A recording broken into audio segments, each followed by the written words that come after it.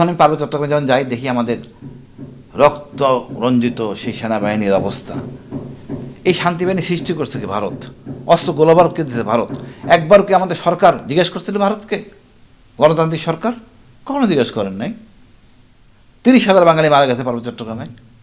তো ভারতকে আমি মনে প্রাণে ঘৃণা করি, আজীবন ঘৃণা করব। র্যাবে ছিলাম, এক্সক্লুসিভ জেলগুলি উঠানো হয়েছে, যেটা জেএমবির লেখা ছিল মেড ইন ইন্ডিয়া। কোনো সাংবাদিক কোনো কথা বলেন নাই। তাই আমি চিনি ভারত আমার শত্রু।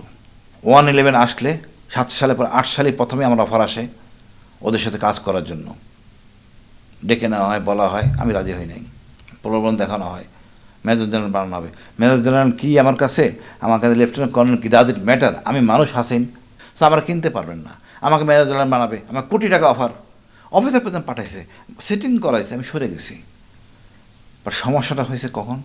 পিছনে লোক লাগাই রাখা হয়েছিল যে আমাকে কীভাবে কায়দা কানুন করে আটকানো হয়। আমার কথা হলে আমি হাজার অপরাধ করি, আপনি আমাকে গুম করতে পারেন না।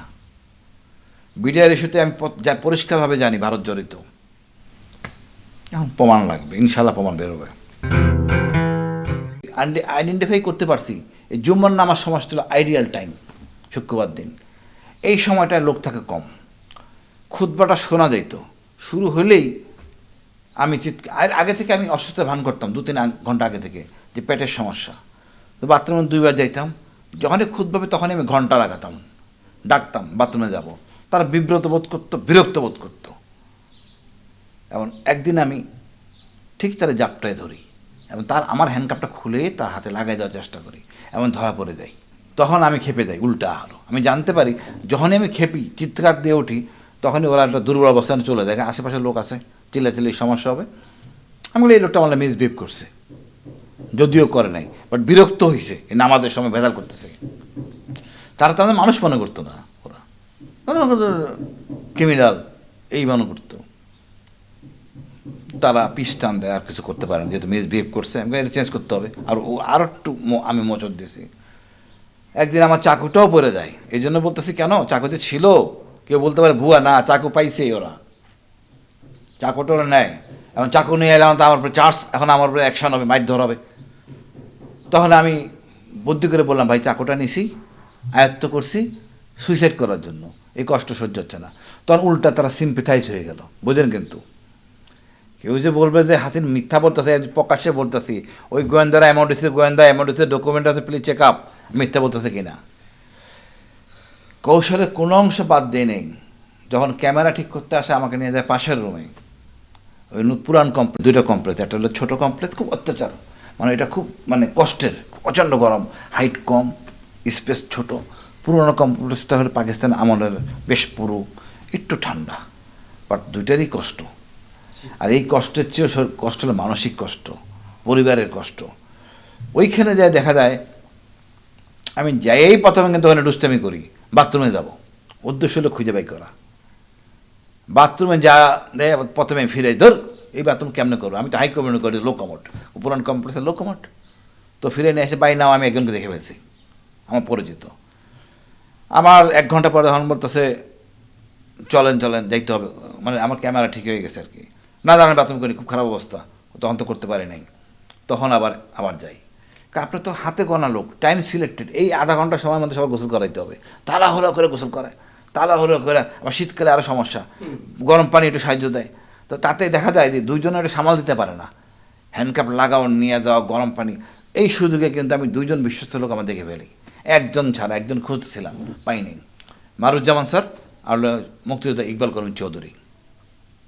আর আজমির স্যারকে তো আমি আমার নিজের এলাকায় হাই কমান্ডে দেখে ফেলি সকালবেলা তারা নিয়ে আসে।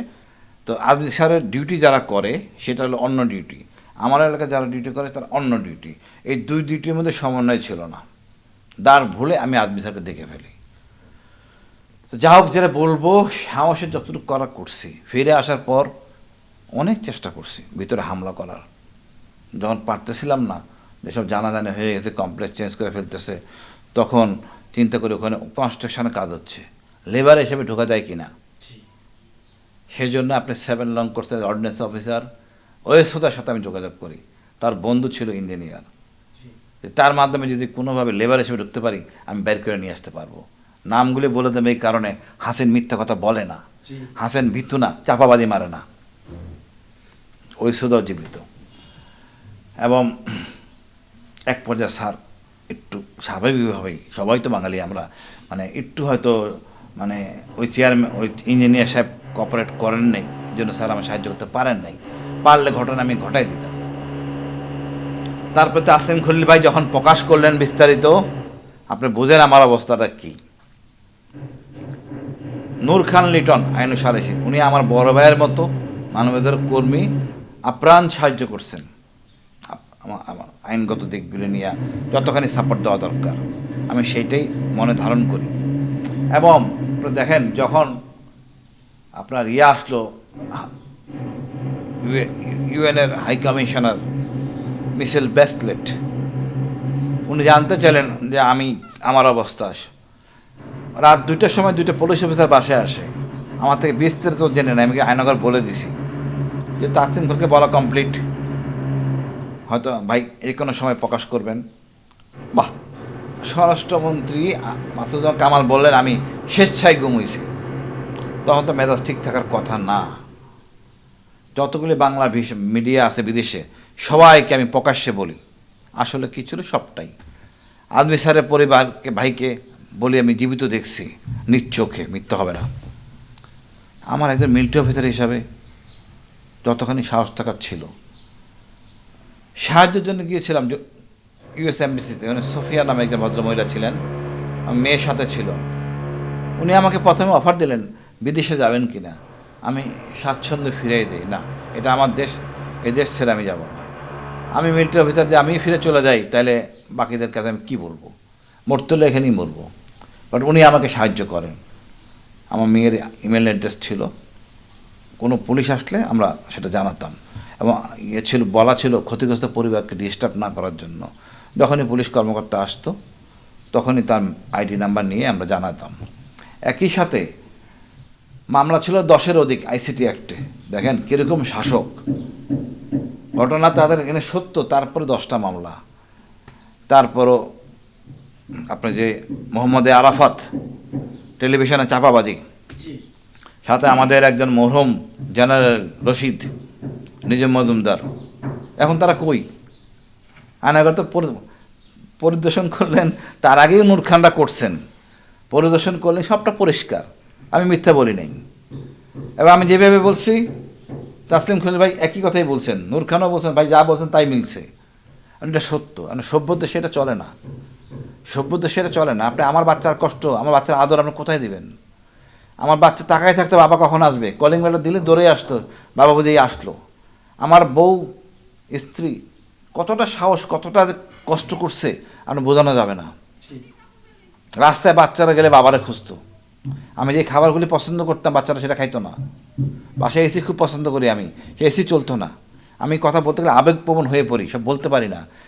এখন আমি প্রচণ্ড ক্ষিপ্ত। আয়নাগর পরিদর্শন করলেন ডক্টর ইউনুস, আসিফ নজরুল, আমাকে ডাকলেন না। আয়নাগর বিশ্বের কাছে আমি পরিচিত, আমি করাইছি, অন্য কেউ না। যদি একজন যায় আমি যাব, অন্য কেউ না। এই গাদ্দারি কেন করলেন? এখন গোয়েন্দা সংস্থার কথা বলে তারা করছে, আমি গোয়েন্দা সংস্থা ডিডির সাথে কথা বলছি। যদি পরিষ্কার ভাষায় বলছে স্যার আমরা এটার সাথে না, আর বিশ্বাস করেন আমি ডিজিএফআইকে বিশ্বাস করি, এই ছেলেটাকে আমি বিশ্বাস করি, সেনাপ্রধানকে আমি বিশ্বাস করি। ডিজিএফআই এটা করেন নাই, বিকজ আপনি এড়াইতে পারবেন না দায়িত্ব থেকে। আপনি তো সব ডকুমেন্টারি এড়াইতে পারবেন না। ডিজিএফআই কেন করবে? উনি ব্যক্তি স্বার্থে করছেন এই ভদ্রমহিলা নাবিলা, আমাকে যাতে না নেওয়া হয়। উনি ইনফ্লুয়েন্স করছেন এমনও যে আমার মামলা যেন আইসিটিতে না অ্যাকসেপ্ট করা হয়।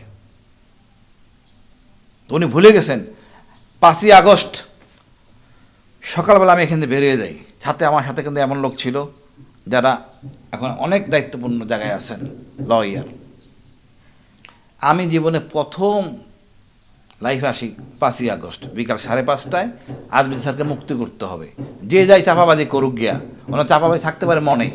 আমি কিন্তু প্রকাশ্যে 5:30টায় বলছি আজ 3 ঘন্টা সময় দিলাম, ছাড়তে হবে। এখন আপনার মনে করেন আইসিটিতে আছে প্রসিকিউটর তারেক, অ্যাডভোকেট তারেক, আরও অনেকেই ছিল।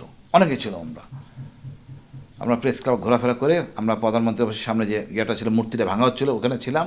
পরে আমার শালার বাসায় যাই খাওয়া দাওয়া করি, ওইখানে প্রথম লাইভ করি 5:30টায়। আমি 3 ঘন্টা সময় দিই। তারপরে চিন্তা করলাম এটা তো হবে না, আমাদের সিনিয়র কারোয় আনি। হাসান নাসির স্যার আমাদের বিপ্লবের সাথে জড়িত আছেন, রাস্তাঘাটে দৌড়াদৌড়ি করছেন, ছড়াগুলি খেয়েছেন।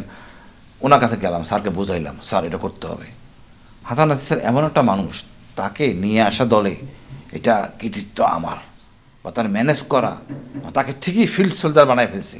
সে কিন্তু আর্টিলারি অফিসার, একদম খুব গাম্ভীর্যপূর্ণ সৎ, তার সাথে কথা বলাও আসলে ভয় লাগে। তারপরও বড় ভাইয়ের মতো সে আমাদেরকে অন করছে, আর্মি স্যারের পাশে এসে দাঁড়াইছে। এবং সে কচুকাতে ঠিক উনি একটা 6:30 আর একটা তিনি লাইভ করেন, এবং 2 ঘন্টা সময় দিয়ে আমরা 8:30টার সময় চলে আসি কচুকাতে। সবাইকে আমন্ত্রণ জানাই, যেমন ব্রিগেডিয়ার শামস চলে আসে, তারপরে ইমরান কাজল, শোয়েব, লেফটেন্যান্ট কর্নেল ফেরদাউস আজিজ, মিনহাজ আমাদের সিভিল ফ্রেন্ড, অনেক অনেক, আবার অনেকেই ছিলেন আমাদের সাথে, আসেন নাই ভয়ে, ভাবতেই পারেন নাই কচুকে চেকপোস্টে এসির সামনে, এপিতির সামনে দাঁড়াবে, এটা কোনোদিন হয় সম্ভব? আমি কি হয় সম্ভব। তার ভিতরে কথা বলি, তারপর অনেক অনেক অফিস, অনেক চেনা অজানা অনেক।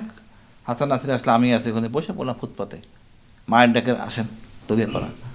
এবং এটা ছিল বড় একটা ধামাকা। এবং আমাদের তারা বিশেষ ডিজিএফআই কথা বলবেই না, পরে বাধ্য হয়ে কথা বলতে বলে একজনের সাথে কথা বলবে। হাসান নাসির বলে নো। আমি বললাম আমরা তো কথা বলতে আসি নাই, আমরা তো নিতে আইছি, তোমরা দিবা কিনা বলো। বার্গেনিং পয়েন্ট ছিল এটা, তোমরা দিবা কিনা বলো, কথা শুনতে আসি নাই। তখন 3 জন যখন বসি এই আলোচনায়, তখন বলে স্যার আমাদের give us 24 hours time. Sir convince হতে, আমি কনভিন্স, মারুজ্জামান স্যার ছিল সাথে, একদম চেপে ধরছে। ওনার থেকে প্রায় 6 লাখ টাকা নিয়েছে ওনার ফ্যামিলি থেকে। আপনাকে মানুষ, একটা লোকে গুম করলেন, আমার মেয়ে থেকে 50,000, সাংবাদিক ভাই বাঁচাইছে তাই বেঁচে গেছে মেয়ে, নাহলে তো মেয়ে আবে বড় মেয়ে আমার, বাবার জন্য তো টাকা দিবি। এটা মানুষের কাজ নাকি? কষ্টটা ওই জায়গায় না ভাই, কষ্ট হলো নামিলা কারো দায়িত্ব হয়ে কাজ করতেছে, সে ডিজিএফের কথা শুনে থাকে যদি, তো ডিজিএফের চর। আজ অন্য কোনো রাষ্ট্রের কাজ করতে যে জিনিসটা গুম খুন যেন প্রকাশ না পায়, তাহলে সেই রাষ্ট্রের ফ্যাসিস্টকে সাহায্য করার জন্য করতেছে। সোজা কথাকে পরিষ্কার করতে হবে কে তাহলে নিষেধ করছে। এই যে উপদেষ্টা হয়, উপদেষ্টার নাম বলতে হবে, I will sort it out. তারপরে আজমির স্যারের কাছে আমার অধিকারটা কেন? আদরের জায়গা থেকে, সিনিয়রের জায়গা থেকে, অধিকারের জায়গা থেকে। স্যার একটা কল দিতে পারতো যাওয়ার পর, দেখে আসার পরে, হাসিন তুমি কেন আইলা না, কী সমস্যা ছিল? আমার মনে কষ্ট ছিল না, আমার কষ্টটা ওই জায়গায়। আপনি বলেছেন ভারতীয় গোয়েন্দা সংস্থার সঙ্গে কাজ করতে অনীহা প্রকাশ করার কারণেই আপনাকে গুম করা হয়েছে। পুরো ঘটনাটা যদি খুলে বলতেন।